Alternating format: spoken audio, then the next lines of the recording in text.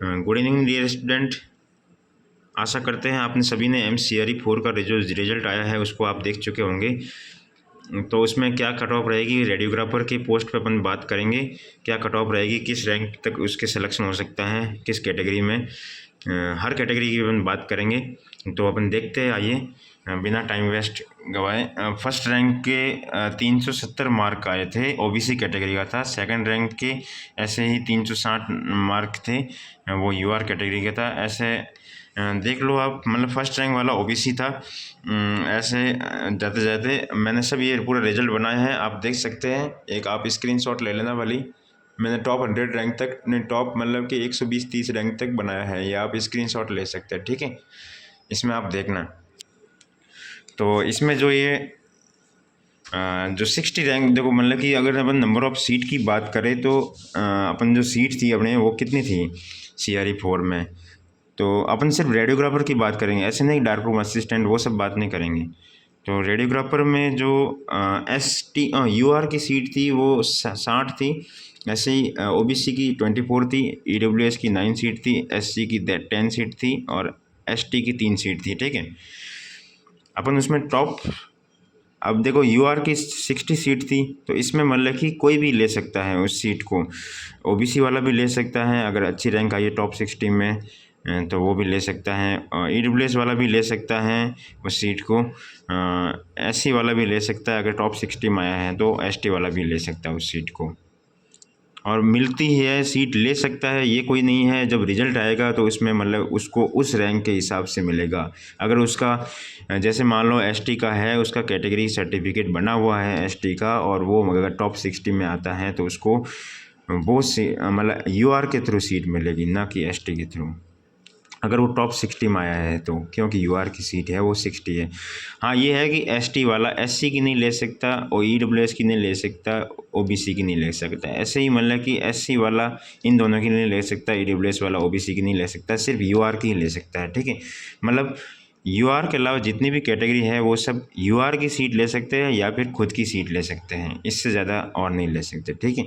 अपन top 60 rank की बात करते हैं, क्योंकि UR की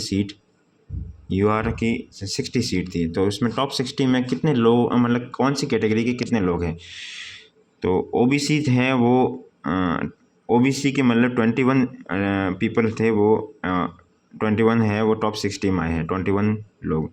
SC के हैं वो 6 स्टूडेंट हैं जो मतलब कि इसमें आए हैं। ऐसे ही मतलब कि EWS के हैं वो 7 लोग मतलब कि इस टॉप 60 रैंक में आए थे, और UR के सिर्फ 26 लोग थे। अगर इन तीनों को मिला दिया जाए, OBC, SC और ST, इन तीनों को मिला दिया जाए तो 34 लोग हैं वो टॉप 60 में आए हैं। UR को अगर छोड़ा जाए तो, क्योंकि UR तो वो वैसे ही UR की सीट में है।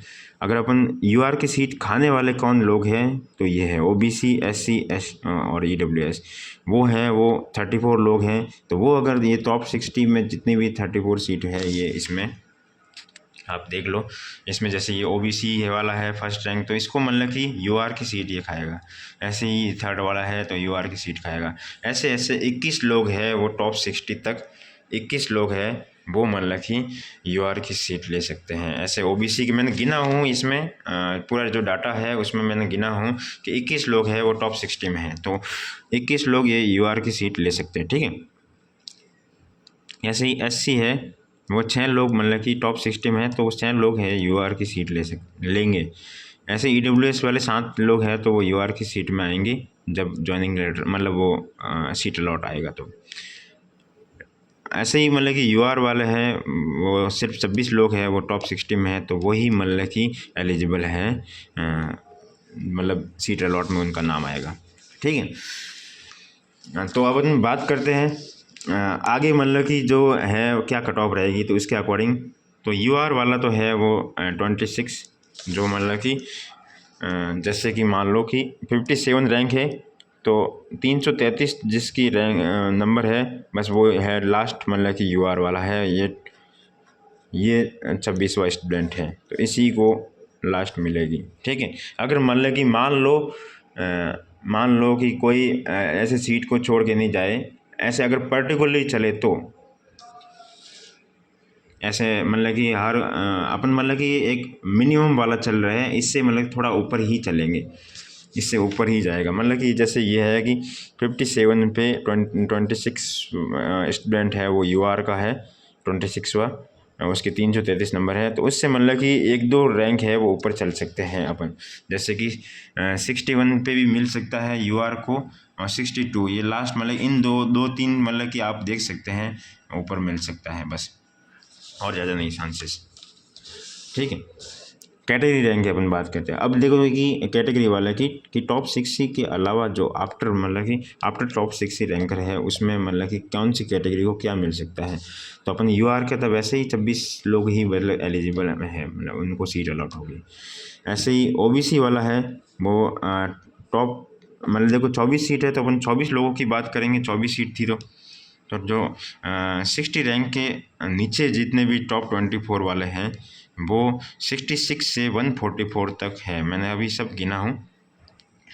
तो उनके 320 144 वाला है, उसके 320 मार्क है, तो 320 मार्क तक मतलब कि मिलने की संभावना है ओबीसी वाले को। हाँ ये है कि अगर ये मतलब कि आंकड़ा एकदम परफेक्ट चले तो इससे मतलब कि तीन चार नंबर दो मतलब कि 2-3 नंबर है वो ऊपर ही कट ऑफ जाएगी। ठीक है, ऐसे ही एससी वाला है तो उनकी 10 सीट है एससी वाले की, तो एससी वाला 10 सीट है, तो टॉप 10 अपन बात करेंगे आफ्टर 60 रैंक के बाद में, तो 69 से 199 तक टॉप 10 में लोग हैं आफ्टर 60 रैंक के अलावा बाद में। तो 199 जो रैंक है जिसकी एससी वाला है उसको 314 मार्क मिले हैं।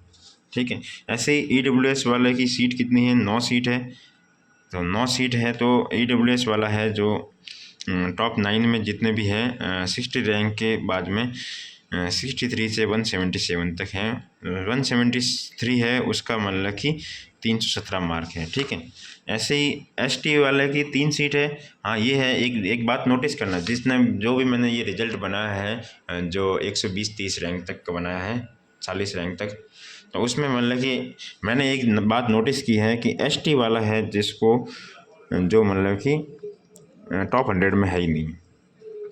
ठीक है, तो ये बढ़िया खुशखबरी है। तो 163 जो रैंक वाला है वो फर्स्ट रैंक है कैटेगरी में एसटी का, बाकी दूसरा है वो 214 पे है, तीसरा है 262 पे है।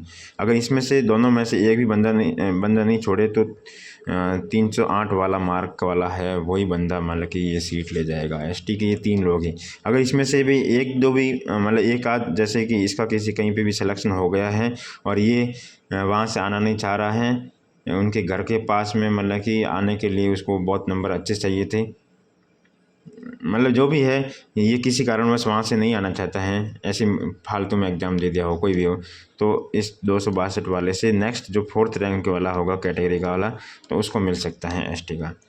ऐसे मतलब कि आप 2-3 है वो ऊपर लेके चल सकते हैं। अब अपन कट ऑफ की बात करते हैं, तो ओबीसी की बात करें तो 320 तो देखो मैंने बताया है कि जो टॉप 24 में है आफ्टर 60 रैंक के बाद में 320 तो मिनिमम जाएगा ही, 320 से आप 318 तक मान सकते हैं बस मैक्सिमम।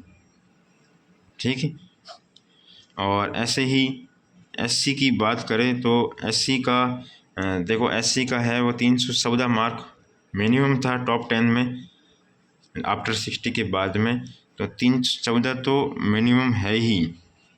314 से आप 300 मतलब 2 नंबर आप नीचे मान लो बस सब में 312। ऐसे ही एसटी का है वो, एसटी का तो कुछ कह नहीं सकते, वो 4th रैंक वाला जो होगा कि 308 है इसके बाद में आप 300 मार्क भी मान सकते हैं। 300 क्या मतलब नेक्स्ट जो है मैंने एक लिखा था कि एसटी वाला है उसका नेक्स्ट रैंक होगा 400, 262 के बाद में डायरेक्ट 439 रैंक है, तो जो 439 रैंक वाला है उसको संभावना है मिलने की, अगर इन दोनों में से एक भी छोड़े तो, तीनों में से। ठीक है, तीनों में से एक भी छोड़े तो। ऐसे ही यूआर का है तो यूआर के तो बस जो ये कौन सा है, एक मिनट हो, 57 रैंक पे 333 मार्क मिले थे। 333 से आप दो नंबर ने एक नंबर ही मान सकते हैं यूआर में, तो ठीक है। तो ये रहेगी कट ऑफ ओबीसी की 320 से 318 के बीच में, मतलब लास्ट यहाँ तक मिल सकता है। ऐसे ही एससी का है तो 314 से 312 के बीच में लास्ट मिल सकता है, दो नंबर आप नीचे मान सकते। लेकिन एसटी का है तो उसको तो देखो क्या है कि टॉप 100 में कोई नहीं आया है, 163 ही टॉपर था वो कैटेगरी का। तो 308 उसके मिनिमम है थर्ड रैंक वाले के, 3 सीट थी तो, और तो मतलब आप उससे लगभग 3-4 नंबर आप नीचे मान सकते हैं। जिसके 439वां रैंक वाला है उसको भी मिलने की संभावना है, अगर इन टॉप 3 जो कैटेगरी वाले हैं उनमें से कोई छोड़े तो। ऐसे ही यूआर वाला है तो 333 से 332 एक नंबर ही का ही फैसला रहेगा कट ऑफ में उनके। तो इस बार यूआर की कट ऑफ है वो काफ़ी ज़्यादा जाएगी, 332 तक।